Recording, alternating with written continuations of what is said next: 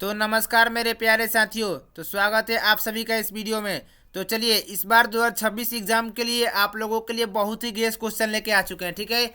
जो कि previous year question है, सोशल साइंस का सेट कोड बी है, ठीक है।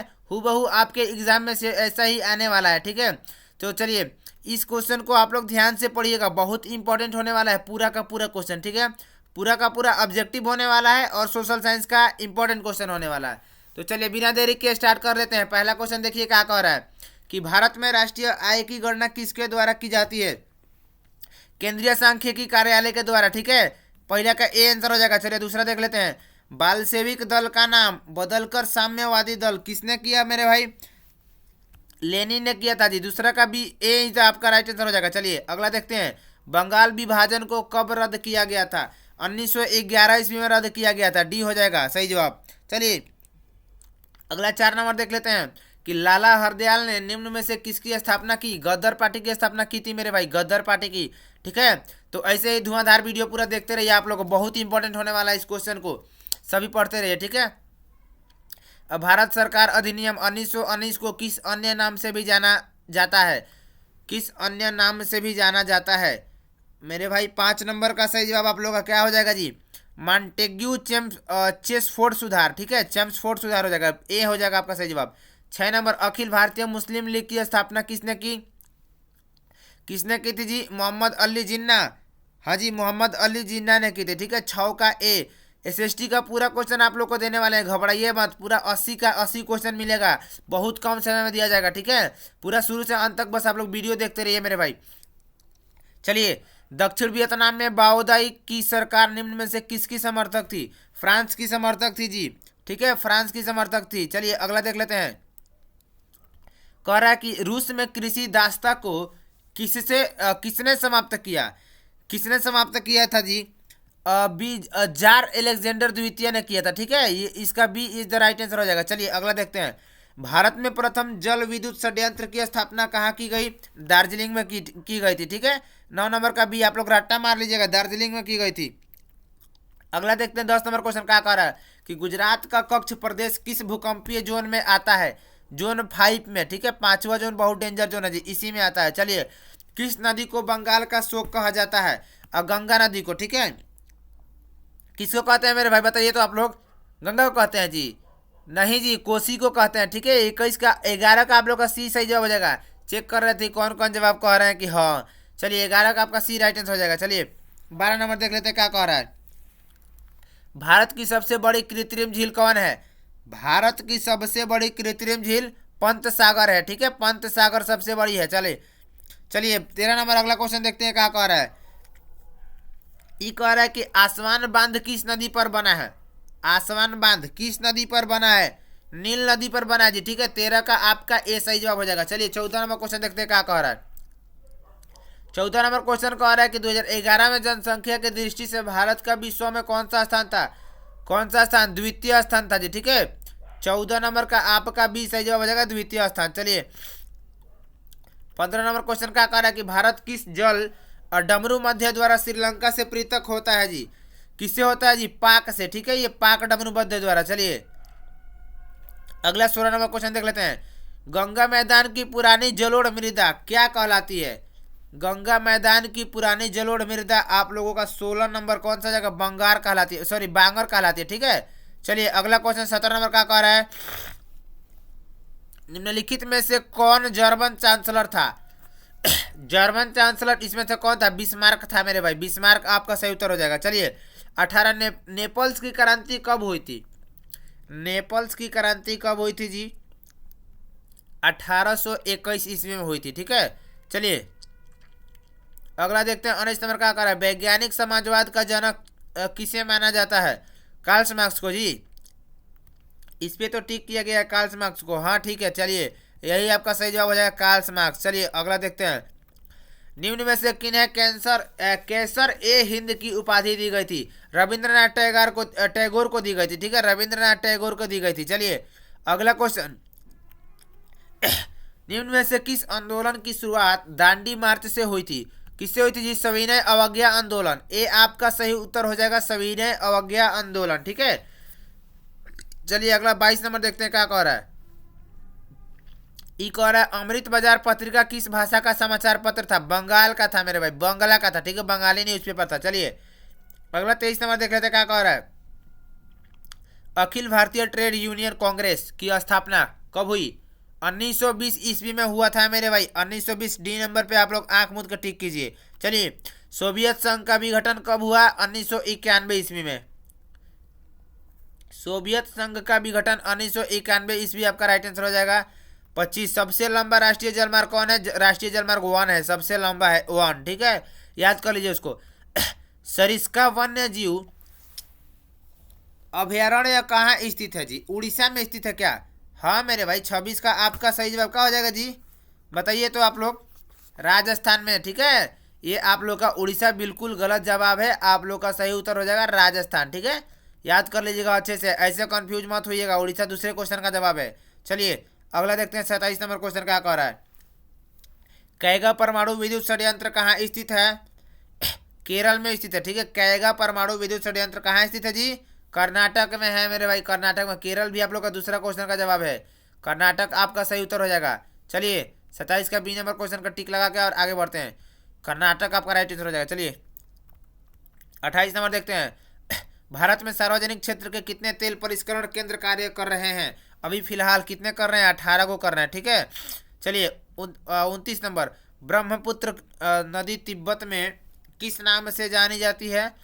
ब्रह्मपुत्र नदी तिब्बत में सांगपो नदी के नाम से जानी जाती है, सांगपो नदी। चलिए अगला देखते हैं। भारत की सबसे पुरानी तेल शोधन इकाई कौन है? डिब्रूगढ़ है मेरे भाई, डिब्रूगढ़ आपका राइट आंसर हो जाएगा। चलिए निम्नलिखित में से कौन रोपण फसल है? रोपण फसल चाय, गन्ना, रबड़, इनमें से सभी हो जाएगा, ठीक है। ये तीनों आप लोग का राइट आंसर हो जाएगा। चलिए प्राकृतिक गैस किस खनिज के साथ पाई जाती है? प्राकृतिक गैस पेट्रोलियम के साथ पाई जाती है, ठीक है, पेट्रोलियम आपका डी उत्तर सही हो जाएगा। बिहार में जीवन यापन का मुख्य स्रोत क्या है मेरे भाई? बिहार में जीवन यापन का मुख्य स्रोत कृषि हो जाएगा, ठीक है, कृषि आपका राइट आंसर हो जाएगा, जीवन यापन का मुख्य स्रोत। चलिए 34 देख लेते हैं। निम्न में से क्या आर्थिक गतिविधि नहीं है? निम्न में से क्या आर्थिक गतिविधि नहीं है?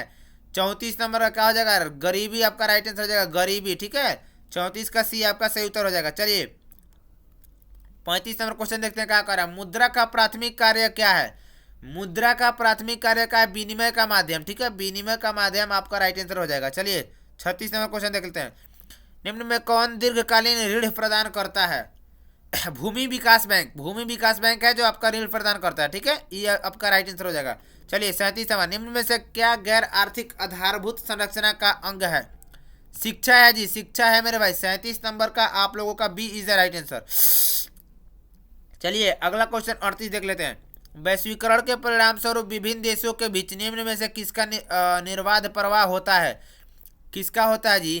पूंजी का होता है कि श्रम का कि प्रौद्योगिकी का? 38 नंबर का क्या हो जाएगा? तीनों का होता है, इनमें से सभी, यानी कि डी नंबर आपका सही उत्तर हो जाएगा। लगा लीजिए, टिक कर लीजिए उसको। 39 नंबर। सरकार द्वारा आर्थिक क्रियाओं पर अनावश्यक नियंत्रण एवं प्रतिबंधों को हटाना क्या कहलाता है? क्या कहलाता है जी? उदारीकरण कहलाता है। 39 का सी आपका सही जवाब हो जाएगा, उदारीकरण। हाँ मेरे प्यारे भाई, आप लोग एकदम बिल्कुल सही सोच रहे हैं। आप जो सोच रहे हैं वही 100% सही हो जाएगा जी। बस कमेंट तो करके देखिए, बिल्कुल सही जवाब वही होगा। मेरे बताने से पहले आप लोग कमेंट कर दीजिए, ठीक है। आप लोगों के कमेंट को देखते हैं, हम रिप्लाई भी करेंगे मेरे भाई। आप लोग कमेंट कर दीजिए जो सही जवाब होगा उसका, ठीक है। चलिए अगला क्वेश्चन देख लेते हैं क्या कह रहा है कि वस्तु या सेवा का मूल्य या क्षतिपूर्ति राशि 1 करोड़ से अधिक होने पर उपभोक्ता कहाँ शिकायत कर सकता है? कहाँ शिकायत कर सकता है जी? राज्य आयोग में, ठीक है। 40 का भी आपका सही उत्तर हो जाएगा।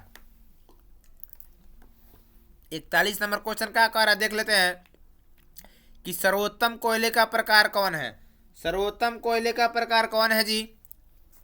एंथ्रासाइट आपका राइट आंसर हो जाएगा, एंथ्रासाइट, ठीक है। ये जो एंथ्रासाइड है यही आपका राइट आंसर हो जाएगा। चलिए अगला क्वेश्चन देखते हैं 42 नंबर। कुशेश्वर स्थान अभयारण्य कहाँ स्थित है? 42 नंबर कहाँ? दरभंगा में स्थित है मेरे भाई, दरभंगा में, ठीक है।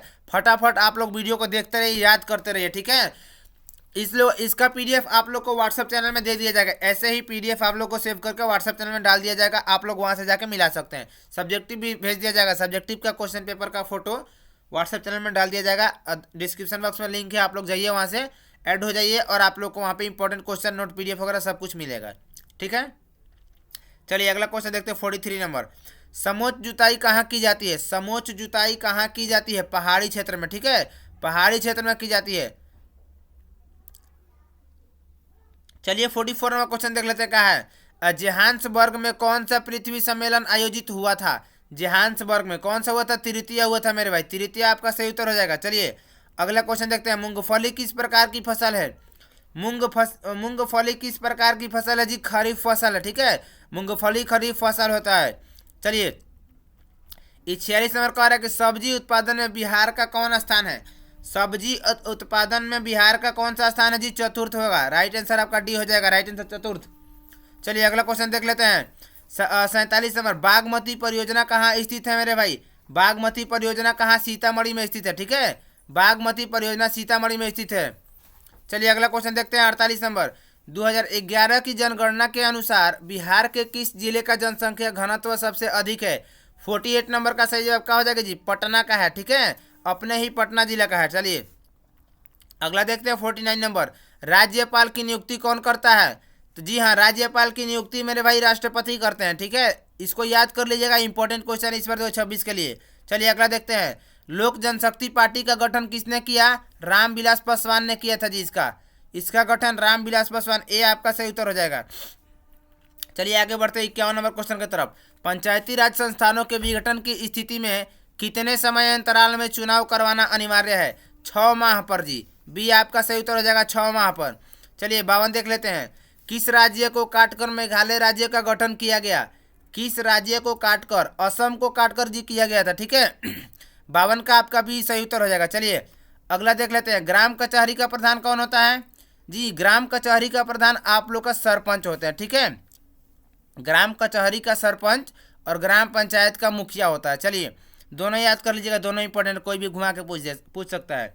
चलिए अगला देखते हैं। निम्न में किस देश में एकात्मक शासन व्यवस्था है? इसका जवाब आप लोग कमेंट करके बताइए। 54 का आप लोग का क्या हो जाएगा जी? ग्रेट ब्रिटेन, फ्रांस, चीन। 54 आप लोग देख के इसमें से बताइए कौन सा सही जवाब हो जाएगा। तीनों में है एकात्मक शासन व्यवस्था, तीनों में, इनमें से सभी हो जाएगा। ठीक है, चलिए अगला क्वेश्चन देखते हैं। 55 कह रहा है कि निम्न में से कौन दबाव समूह नहीं है?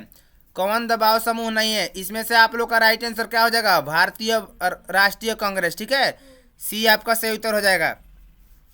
चलिए अगला 56 नंबर देख लेते हैं। बीजू जनता दल किस राज्य से संबंधित है? उड़ीसा से संबंधित है जी, आपका 56 नंबर का सी उत्तर सही हो जाएगा। चलिए अगला देखते हैं 57 नंबर। सकल घरेलू उत्पाद में किस क्षेत्र का योगदान सर्वाधिक है? चलिए 57 देख लेते हैं, इसमें से आपका तृतीय क्षेत्र हो जाएगा। ठीक है, 57 का सी आपका राइट आंसर हो जाएगा। चलिए अगला देखते हैं 58 नंबर क्वेश्चन। निम्न में किसका त्रिस्तरीय ढांचा है? किसका त्रिस्तरीय ढांचा है? पंचायती राज का हो जाएगा। ठीक है, पंचायती राज का आप लोग का सही जवाब हो जाएगा। चलिए अगला देख लेते हैं 59 नंबर क्वेश्चन। निम्नलिखित में किसमें मूल्यह्रास का मान शामिल नहीं है? मूल्यह्रास का मान शामिल नहीं है जी, तो सी नंबर NNP आपका राइट आंसर हो जाएगा। ठीक है, चलिए पूरा इसको याद कर लीजिएगा, पूरा क्वेश्चन हूबहू लड़ने वाला है। ठीक है, बहुत इंपॉर्टेंट क्वेश्चन है मेरे भाई। तो चलिए 60 नंबर देखते हैं। भारतीय आर्थिक सुधारों में किसे शामिल किया गया है? किसे शामिल किया गया है भारतीय आर्थिक सुधारों में? हाँ जी, तो इस निजीकरण को भी और वैश्वीकरण और उदारीकरण तीनों हो जाएगा। ठीक है, इनमें से सभी डी नंबर आपका सही जवाब हो जाएगा। चलिए 61 नंबर का है पूंजी का पारिश्रमिक क्या है? पूंजी का पारिश्रमिक क्या है? ब्याज है मेरे भाई, ब्याज है आपका 61 का सी आपका सही उत्तर हो जाएगा। चलिए 62 निम्नलिखित में से किस संपत्ति की तरलता सबसे कम है? किस संपत्ति की तरलता? अंचल संपत्ति की। ठीक है, अंचल संपत्ति की तरलता सबसे कम है, आपका 62 का सी उत्तर सही हो जाएगा। चलिए अगला देखते हैं। जवाहर रोजगार योजना कब शुरू हुई? जवाहर रोजगार योजना आप लोग का 1989 1989 में शुरू हुआ था जी। ठीक है, चलिए निम्न में से किसका गठन आर्थिक नियोजन में राज्यों की भागीदारी सुनिश्चित करने के लक्ष्य में हुआ था? भागीदारी करने के लक्ष्य में राष्ट्रीय विकास परिषद योजना आयोग। 64 नंबर का क्या हो जाएगा जी? राष्ट्रीय विकास परिषद। हाँ मेरे भाई, ठीक है, बहन लोग आप लोग का भी सही जवाब है। चलिए 64 का भी सही उत्तर है। ठीक है, आप लोग भी कमेंट करते रहिए, सही जवाब बता रही हैं आप लोग भी। चलिए 65 का देख लेते हैं। पेरिस की प्रधान सड़कों की योजना किसने बनाई थी? पेरिस की प्रधान सड़कों की योजना किसने बनाई थी? और बैरान हसमान आपका राइट आंसर हो जाएगा। ठीक है, चलिए 65 का ए सही आंसर। 66 नंबर क्वेश्चन कर रहा है, गांधी जी ने साबरमती आश्रम की स्थापना कहाँ की? जी गुजरात के अहमदाबाद में की थी। ठीक है, बी नंबर आपका राइट आंसर हो जाएगा 66 का बी। चलिए अगला देखते हैं 67 नंबर। सेडान के युद्ध में किसकी पराजय हुई थी? जर्मनी का हुई थी कि फ्रांस का हुआ था? इसका आंसर आप लोग कमेंट कीजिए, क्या हो जाएगा? 67 का ए फ्रांस हो जाएगा। ठीक है, अगर बताए थे कमेंट में तो थंब भेज दीजिए। ठीक है, ये आपका राइट आंसर ए हो जाएगा। चलिए 68 देख लेते हैं। निम्न में किसने अपने देश में अनिवार्य सैन्य सेवा लागू की थी? किसने की थी जी? 68 नंबर का बिस्मार्क ने किया था क्या? हाँ जी, बिस्मार्क आपका सही जवाब सी हो जाएगा। चलिए 69 देख लेते हैं। फ्रांस में किस शासक वंश की पुनर्स्थापना वियना कांग्रेस द्वारा की गई थी जी? वियना कांग्रेस द्वारा बुर्बो हो गया आपका डी आंसर राइट आंसर हो जाएगा। ठीक है, 69 का डी। चलिए अगला देख लेते हैं क्या कह रहा है। 70 नंबर कह रहा है कि आर्थिक नियोजन किसकी देन है? इकोनॉमिक प्लानिंग ये किसका कंट्रीब्यूशन है जी? 70 नंबर का आप लोग का राइट आंसर हो जाएगा जी रशियन रेवोल्यूशन। ठीक है, रूसी क्रांति। ठीक है, आप लोग का 70 का भी रशियन हो जाएगा, रशियन रेवोल्यूशन। ठीक है, चलिए अगला। अब भारत में सर्वप्रथम आधुनिक सूती कपड़े की मिल कहाँ स्थापित की गई थी? बम्बई में मेरे भाई। सर्वप्रथम माने कि सबसे पहले बम्बई में सूती कपड़ा का मिल बैठाया गया था। ठीक है, चलिए अगला कह रहा है कि हो ची मिन्ह कहाँ का शासक था? ये कहाँ का? उत्तरी वियतनाम का था जी।